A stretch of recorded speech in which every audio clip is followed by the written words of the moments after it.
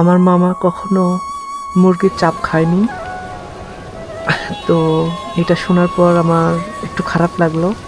তো ভাবলাম আজকে আমার মামার মনের আশাটা পূরণ করব।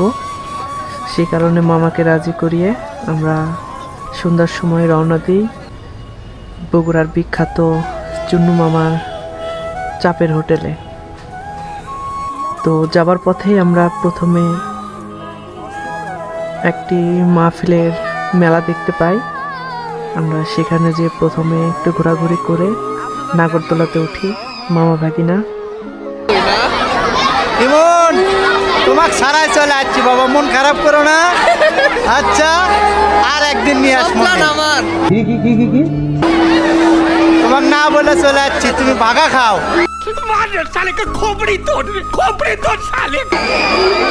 আচ্ছা আব্বা, রাগ করে না। যথারীতি শীতের ঠান্ডার মাঝে বাইক নিয়ে রওনা দিই গন্তব্য চুন্নুর চাপ। আমরা বেরোইছিলাম সন্ধ্যার সময়, যে কারণে আমরা বগুড়ার সন্ধ্যার সৌন্দর্যটা আমরা দেখতে পাই। প্রচুর ভিড় ছিল রাস্তায়, চারিদিক শুধু লাইটময়, সব মিলে সুন্দর ছিল অভিজ্ঞতা। আমরা যাবার পর বাইকটা পার্কিং করি। ভেতরে যাবার পরে দেখতে পাই প্রচুর রকমের ভিড়। আমার মামা এর আগে কখনো চুন্নুর চাপে আসেনি, তো যে কারণে মামার অবাক হয়ে যায় এত মানুষের ভিড়, তাও আবার সন্ধ্যার পর। এখানে সব শুধু ফ্যামিলি সহ বেশিরভাগ মানুষ আসে। আমরা তারপর হাত মুখটা একটু ধুয়ে ফ্রেশ হয়ে নিই। অর্ডার দেওয়ার পর অনেকটা সময় লাগার জন্য আমি এদিক সেদিক একটু ঘুরে দেখছিলাম।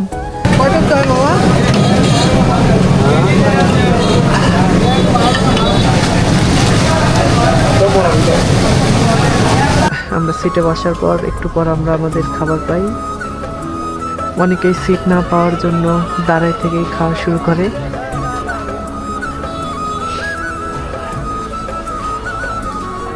খাওয়ার ভিডিও করতে নেই, তবুও মামা খাচ্ছে, আমি ভিডিও করলাম। খাওয়া শেষ করে আবারও কিভাবে চাপ বানায়, সবাই কিভাবে কাজ করে, সব কিছু একটু ক্যামেরা বন্দি করলাম।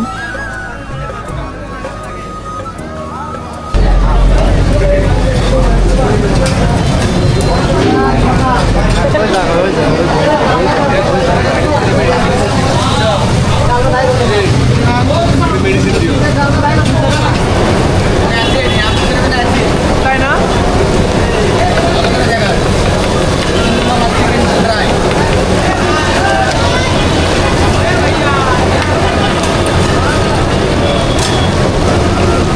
আমাদের খাওয়া হয়ে শেষ।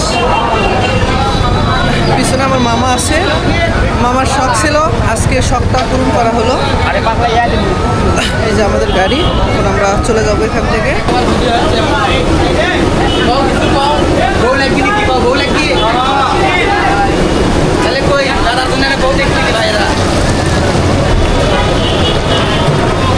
সর্বশেষ আমরা আবারও রওনা দিই খাওয়া দাওয়া শেষে। আমার মামা তো খাইতেই পারল না, ওনার জন্য পার্সেল নিলাম। ভাবলাম মামা ভাগ্নে যেহেতু আছি, একটু মোমেন্দে ঘুরেই যাই। রাত্রিবেলা আবার দুজন মিলে চলে গেলাম মোমোইন। রাত্রিবেলা একদম নিরিবিলি ছিল, অনেকে পরিবার সহ আসে। সব কিছু মোটামুটিভাবে দেখে আমরা আমার বাড়ির উদ্দেশ্যে ওখান থেকে রওনা দিই। খালা গরক তোলেন, খালা গরক তোলেন। ভালো হয়ে যাও মাসুদ, ভালো হয়ে যাও।